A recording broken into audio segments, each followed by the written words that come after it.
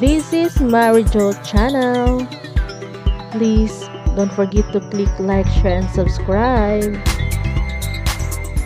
For today's video, we're talking about the malunggay, or also known as moringa plant.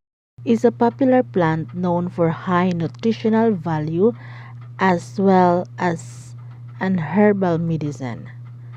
Malunggay is a plant that grows in tropical climates such as the Philippines, India, and Africa.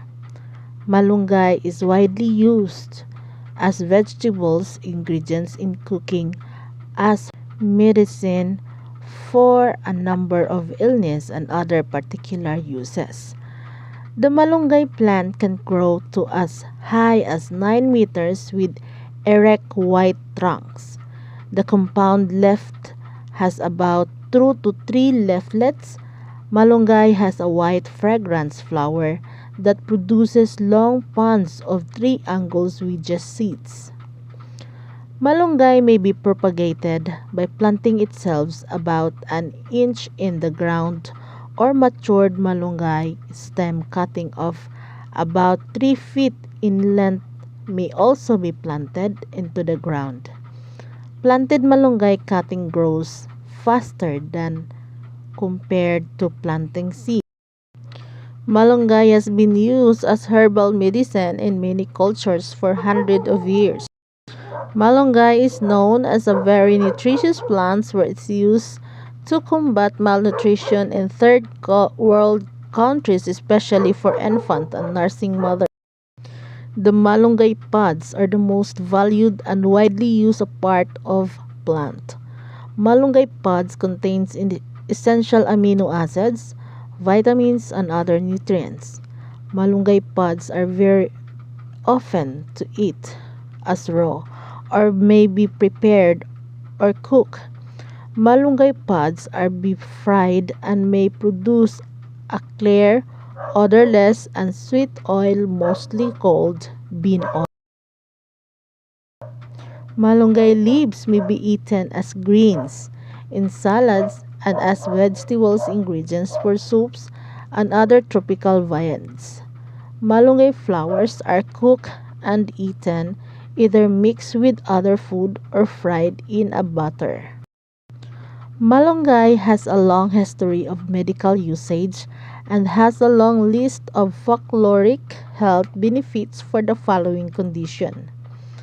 Malunggay is widely believed to contain high-valued nutrients, and consumption of which promotes general well-being. Malunggay is also called a miracle tree, primarily for the various health benefits it can provide for almost all kinds of diseases and medical conditions. Moreover, almost of all its parts have used from its roots, pods, barks, flowers, and leaves. These are some of the list of traditional herbal treatment of malunggay. Number 1. Scalp problem. Malunggay leaves pounded and combined with coconut oil is used to treat scalp problem and to promote hair growth. Number 2. Boost immune system. Boiled malunggay leaves contains immune boosting nutrients used in sickness recovery. Number 3. Milk production in nursing mothers. Boiled malunggay leaves used to promote milk production in nursing mothers. Number 4. Asthma.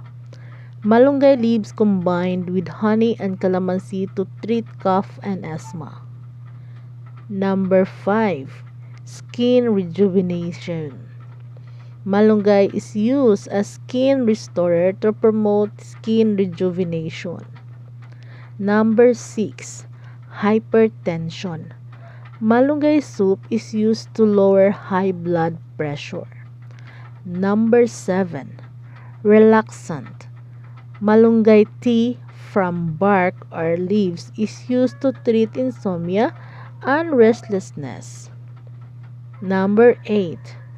Anthelmintic. Malunggay pod is chewed to treat and prevent intestinal parasite in children. Number 9. Diabetes. Malunggay is also recommended for sufferers of diabetes. Number 10. Source of calcium.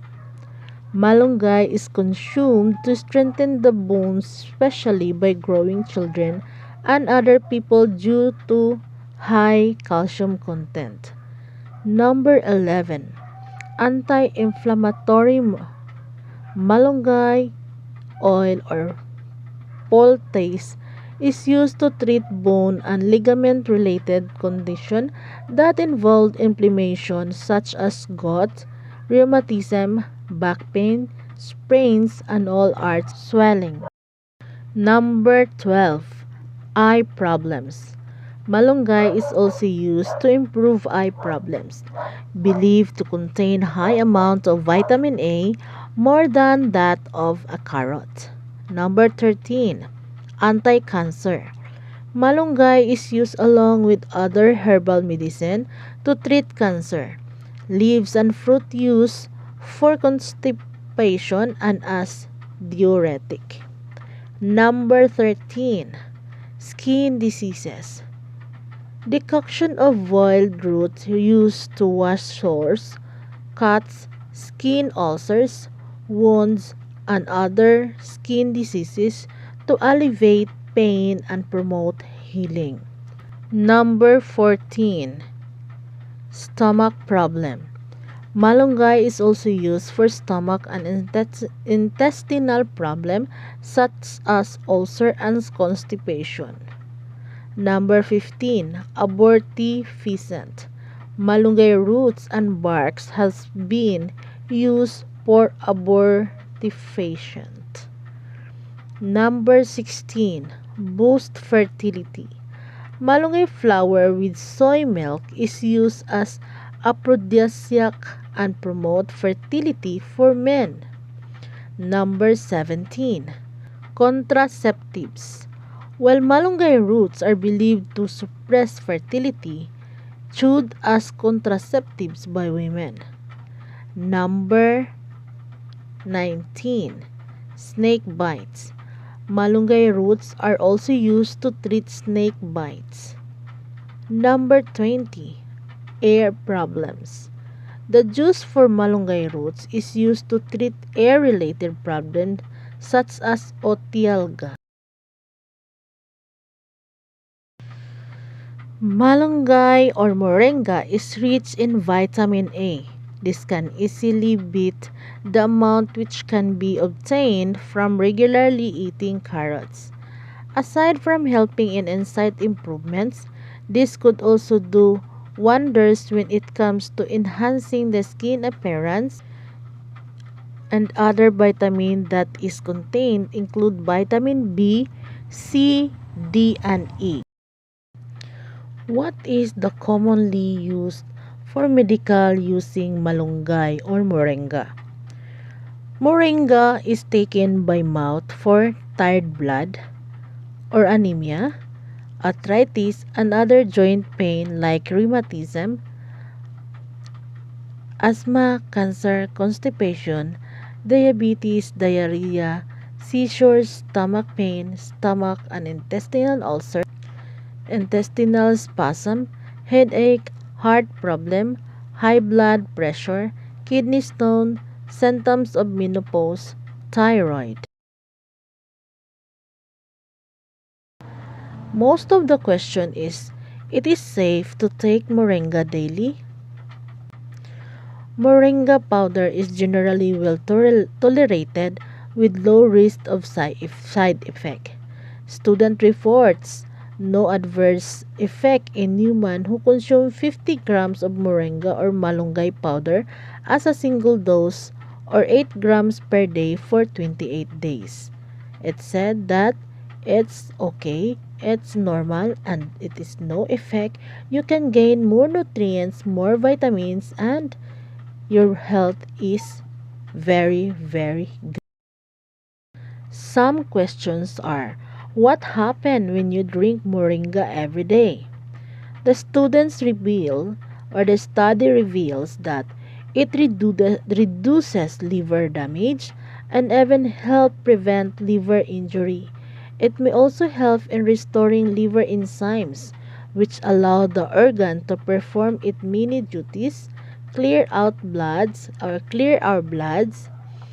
of drugs, chemicals, and alcohol, convert glucose to starch for storage, and extract waste via bile, to name a new or a few. That's it. That's all for today, guys. I hope you learn more about you learn something about moringa or malunggay. Malunggay is commonly known as vegetable or reyna ng mga gulay sa Pilipinas. That's all for today. Thank you for watching. I hope you like my video. Please don't forget to click like, share, and subscribe Marijo channel, and please hit the notification bell for more updates to come in my videos. Thank you so much, guys.